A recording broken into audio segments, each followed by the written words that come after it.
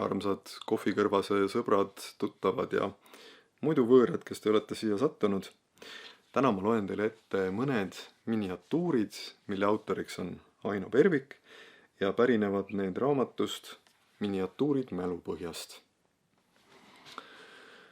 Raamat ise on selline, et ma ei ütle selle kohta mitte midagi, sellest on päris palju juttu olnud, otsige üles ja kujundage arvamus, kas tasub lugeda või ei tasu. Kui te mind usaldate, siis ma ütlen teile kohe, kindlasti tasub.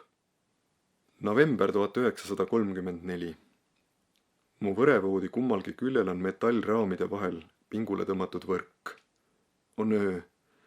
Ma seisan pimedas toas voodis püsti ja hoian raamist kinni. Mul on hirm, mul on õudne. Võib-olla ma nutan tasakesi.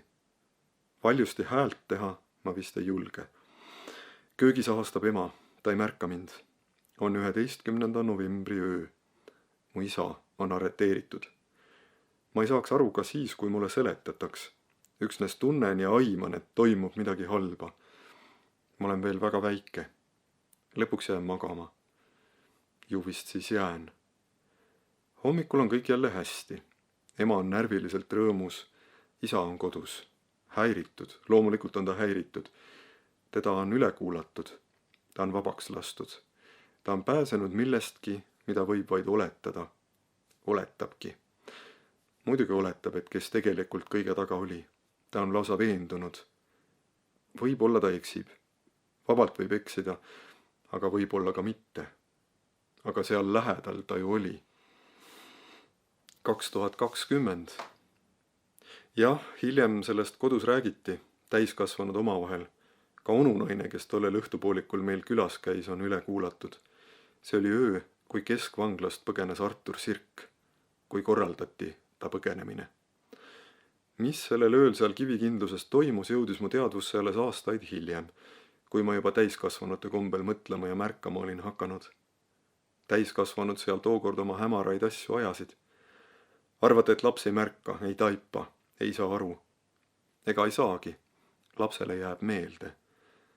On möödunud varsti juba 90 aastat ja ikka seisan pimedas toas võrevoodis, pisike mina, öösärk seljas ja hing hirmuga kinni. Vabadussõjas oli isa soomusrongi number 1, kapten Irv, majandusülem. Vapsidega koos mu isa ei marssinud. Ei marssinud üle pea mitte kellegagi. Mu isa ravis inimesi. Valimata, vahet tegemata, ka salaja, ka riskides.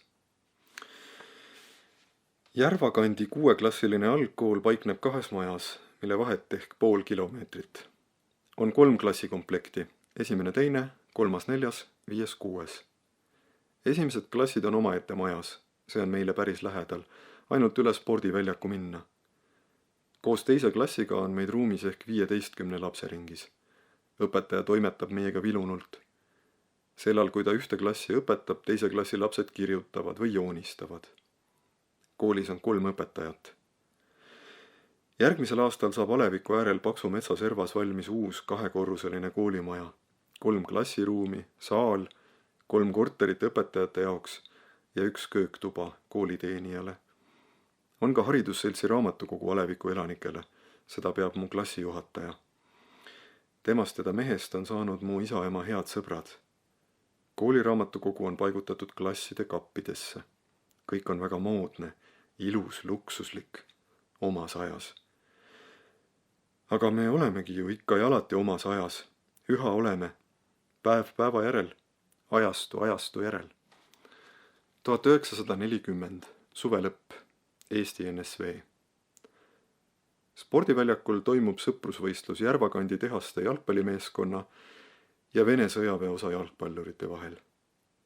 Elame otse spordiväljaku kõrval. Rahvast on mängu vaatama kogunenud. Oleme meiegi isaga. Isa teeb juttu Vene ohvitseriga. Selgub, et mees on tegelikult kooliõpetaja. Nad räägivad Eesti astumisest Nõukogude Liitu. Ta on juba jõudnud Eestis ringi vaadata. Ta küsib siira hämmeldusega. Kuulge, teil on ju siin kõik olemas. Mida teil ometi veel vaja oli? Jah, olge armsad ja lugege seda Aino Perviku raamatut.